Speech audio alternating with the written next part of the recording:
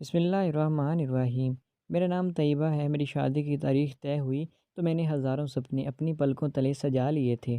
میں نے سوچ کر رکھا تھا کہ شادی کی رات میرا شوہر مجھے جو انگوٹھی منہ دکھائی میں دے گا وہ میں کبھی خود سے جدا نہیں کروں گی۔ میں ہر حال میں اپنے شوہر کے ساتھ وفا کروں گی اور مثالی زندگی گزاروں گی۔ یوں ایک خوبصورت سے دن میں دلہن بن کر میں رخصت ہو گئی تھی۔ میں سیج پر بیٹھی جب عادل میرے پاس آ کر بیٹھ گئے اور بولے، طیبہ کیا تم اپنے نام جیسی پاک ہو؟ میں اپنے شوہر کی بات سن کر دنگ رہ گئی تھی۔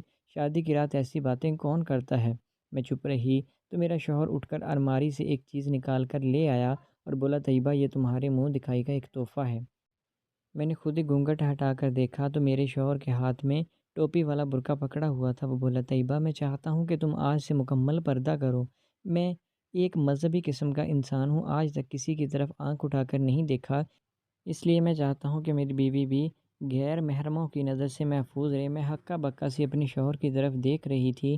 میں بولی، عادل میں اتنا پردہ تو کرتی ہوں جتنا مجھے کرنا چاہیے، جس سے میں غیر محرموں کی نظر سے محفوظ رہوں، مگر یہ ٹوپی والا برقع مجھ سے نہیں پہنا جائے گا۔ عادل ایک دم ہی غصے میں آئے اور بولے، اگر تم میری بات نہیں مانو گی تو میں تمہیں چھوڑ دوں گا۔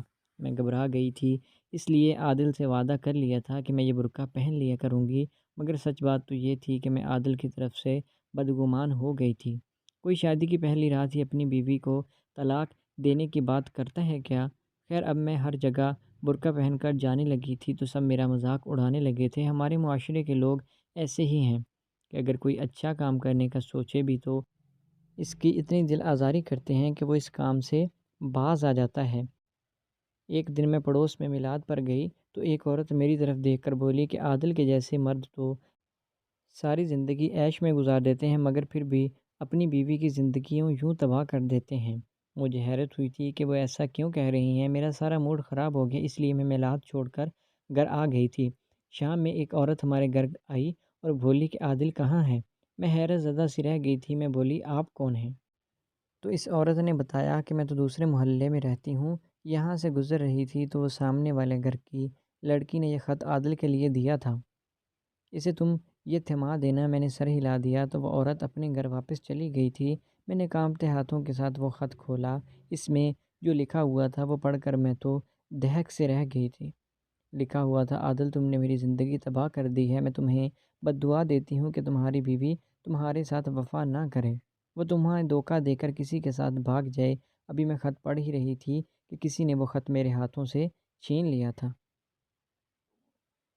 میں نے پیچھے مڑ کر دیکھا تو وہیں پر عادل کھڑا ہوا تھا۔ میں غصے سے بولی، واہ واہ عادل صاحب، آپ تو بہت دیندار ہیں، اپنی بیوی کے لیے ٹوپی والا برقع لے آئے ہیں جبکہ دوسروں کی بیٹیوں کی زندگی تباہ کرنے میں کوئی کسر نہیں چھوڑتے۔ عادل رونے لگا اور بولا، طیبہ میری بات تو سن لو، پھر فیصلہ کر لینا۔ یہ ثنا کا خط ہے۔ میں اور ثنا ایک دوسرے سے محبت کرتے تھے مگر اس کا رشتہ بہت امیر گھرانے سے آ گیا تھا تو اس نے بے وفائی کر ڈالی۔ میں نے اس کو ہماری محبت یاد دلائی تو وہ ہنس کر بولی، تم مجھے دے ہی کیا سکتے ہو؟ خالی محبت کو میں نے چاٹنا تو نہیں ہے نا؟ میں ثنا کے عشق میں روتا رہا، تڑپتا رہا مگر اس نے شادی کر لی۔ 3 سال بعد کہیں جا کر میں سنبھلا، پھر میرا رشتہ تمہارے ساتھ ہو گیا۔ تم مجھے بہت اچھی لگنے لگی مگر ثنا بیوہ ہو کر واپس آ گئی تھی۔ اس نے مجھ سے دوبارہ رابطہ بڑھانے کی کوشش کی تھی مگر میں نے اس کی ہمت نہ باندھی۔